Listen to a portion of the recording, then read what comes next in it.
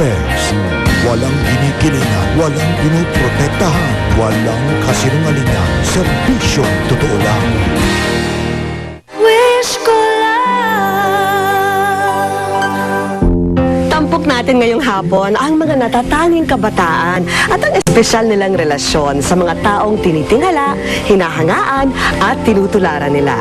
Andito na po ang kinagigiliwan nating lahat na si Trudy Siliid. At sa kauna-unahang pagkakataon, maghaharap ang dalawang aktres na gumanap sa nasabing karakter. Ang pinakabagong child sensation na si Jillian Ward at ang star for all seasons, walang iba kundi si Ate V. Oh, you're here! Hindi rin magpapatalbog sa pagkabibo si John John, ang tinaguriang boy gulay ng Marikina. At sasagutin natin ang liham mula sa mga estudyante ng Mandaluyong Science High School na may hiling para sa kanilang guro na may cervical cancer. Ano man ang inyong edad, tiyak na matutuwa kayo sa mga cute na eksena ngayong hapon dito sa Wish Ko Lang. Ang mga dating estudyante ni Ma'am Fe Briones nagulat nang makita ang litrato niya sa isang internet site. Hindi nila akalaing ang babaeng payat at namumuti na ang manipis na buhok ay ang gurong malapit sa puso nila. Nagsimula ang lahat sa mga litratong ito na ipinaskill sa Facebook. Mga larawang hindi nangangailangan ng anumang salita upang ihayag ang paghihirap ng gurong si Ginang Fe Briones. Gusto kong ipakita doon sa isang kasamahan namin dati na teacher na nasa States na ngayon. Gusto kong makita niya kung ano yung itsura ngayon ni Ma'am Fe. Hindi lang mga dating kasamahan ang nakakita ng mga litrato, kundi pati mga dati niyang estudyante. Last year lang nalaman ko na diagnose siya, and then a year after parang ganun na bumigay na yung katawan niya. So, yung una ko talagang ginawa, to be honest, inantag ko yung name ko dun sa picture kasi ayaw kong makita ng mga friends ko na ganun na nga kasi ang bigat talaga sa puso. Gusto kong pumunta, pero hindi ko kayang pumunta mag-isa kasi hindi ko alam magiging reaction ko. Dahil ang bigat nga sa pakiramdam. Ibang-ibang issue niya dun sa Facebook. Sa natatandaan kong issue niya, nag-aaral ako dito. Ito ang anyo ni Ma'am Fe na natatandaan ng mga dating mag-aaral ng Mandaluyong Science High School. Na dahil sa kanyang itsura, pananalita at pag-uugali, binansagan pa nga nilang Tita Cory. Masaya siya maging teacher and marami ka talaga matututunan sa kanya. Unang-una hindi siya bias. So kung alam niya mali ka, itutuwid ka niya eh. Kasi naging teacher namin siya sa values education. So kapag alam niya may baluktot sa'yo, itutuwid niya talaga. Kaibigan ka niya sa labas or hindi. Hindi siya yung typical na mahirap i-approach na guidance counselor, yung tipong pag na pasubo ka sa office, pagagalitan ka agad. Meron siyang comfort na ibinibigay, imbis na ma-down yung estudyante. Mas nai-inspire po sila, mas natututo sila dun sa mga mistakes na nagawa sa eskwela. Sadyang napakalaki ng kaibahan ng luma at bagong litrato ni Ma'am Fe. Pero hindi lubos na makikita sa mga larawang ito ang tunay niyang sitwasyon. Noon ay hinahati niya ang araw sa pagiging guidance counselor at guro sa dalawang eskwelahan.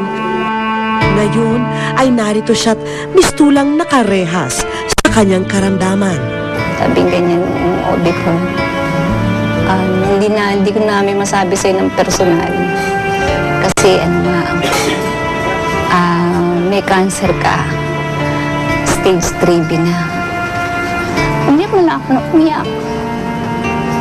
Pati yung co-teacher ko na umiyak.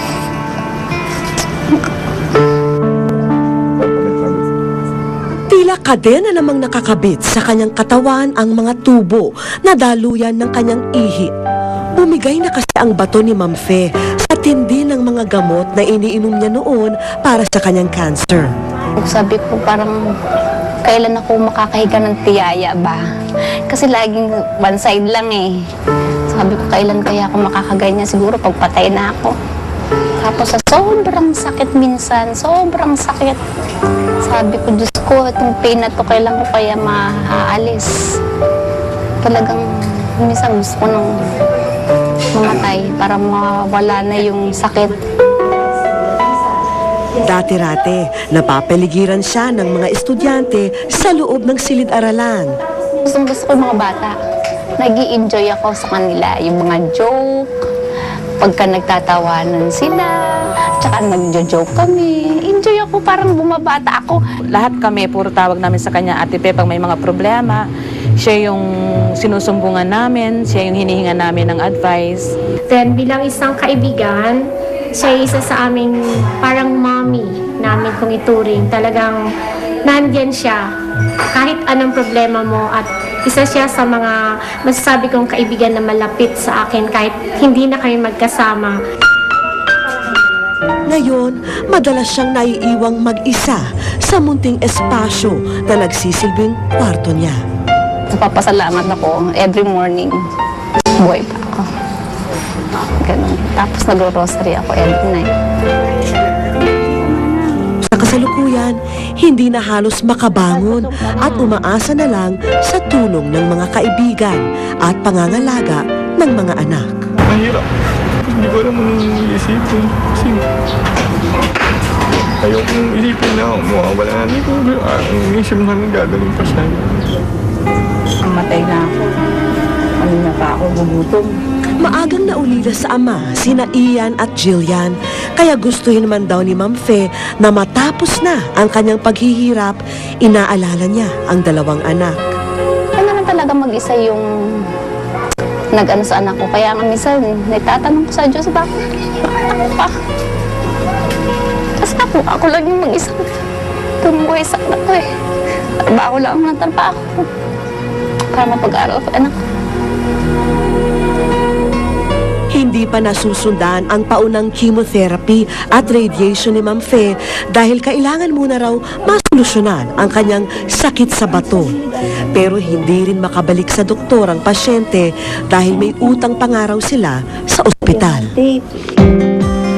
Okay, so ito yung ginawa kong page para kay Miss Briones. And tinitle ko talaga A Letter to Wish Ko Lang para kay Ma'am Briones. Sinimulan noon lamang July 29 at sa loob ng isang linggo, halos 500 na ang miyembro ng kanilang FB group. Pero ang nagpasimuno ng sulat na ito sa Wish Ko Lang, akalain niyong hindi pa pala nakadalaw sa pasyente. Kaya isang hapon, magkasabay na nagpunta sina Jack at ang alumni rin na si Kathy sa bahay ni Ma'am Fe.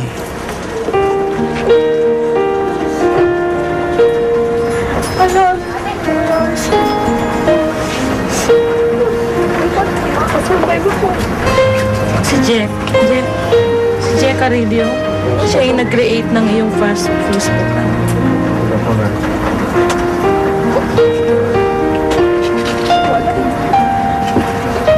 Graduate kasi ako 2001, so 9 years po bago ko ulit kayo kakita. Diyos ko, mahal ko kayo lahat na estudyante ko. Sabi ko kayo, dahil sa inyo, kayo yung nagpapahaba ng buhay ko. Lumalakas yung determinasyon ko mabuhay.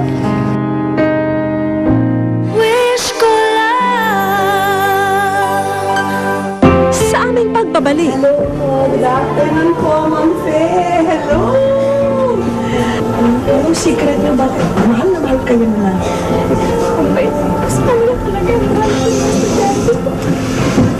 At mamaya, Andiyan na po!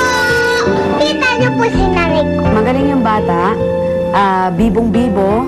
Parang mas bibo pa siya sa akin nung nag-umpisa ako noon eh. Ate Vilma, pupunta ko dyan sa Batangas next time pag may money na ako.